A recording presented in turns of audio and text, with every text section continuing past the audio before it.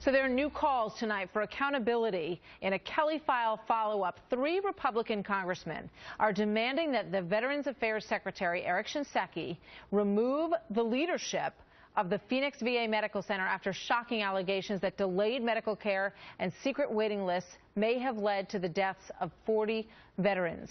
Pete Hegseth is a veteran of the wars in Iraq and Afghanistan. He is the CEO of Concerned Veterans for America.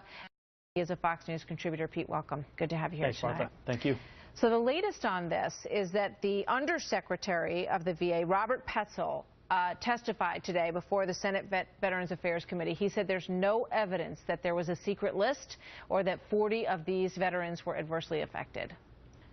Well, of course the VA is going to say there's no secret list. It was a 2-day internal investigation of the VA, by the VA, of the VA. I mean, O.J. Simpson is still looking for the real killer, too. When you leave it to them to look for it, they're not going to find it. There's a pending IG report. There's multiple whistleblowers whose stories are collaborated. There's emails of evidence between the director at the Phoenix VA and others inside that facility acknowledging the existence of a second list. These allegations are serious and substantive, and you know what? They're emblematic of other things that have happened. This isn't one isolated incident. VA has admitted already to 23 deaths across 7 states in VA facilities, preventable deaths due to waiting for care, which is exactly what happened at Phoenix. There's no accountability. There never has been at VA, so it's no surprise to hear them flatly denying it. The truth will bear out when the real investigation is brought to light. And where is the VA Secretary Shinseki on this?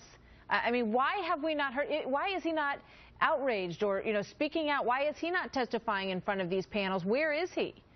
Good question. Where is he? I emailed friends of mine at multiple major veterans organizations in Washington, D.C. No one's heard from him privately, publicly, nothing. If you are a leader in charge of a cabinet-level department, you should be out front demanding the truth and demanding accountability. Especially as a military man, right? I mean, these are general.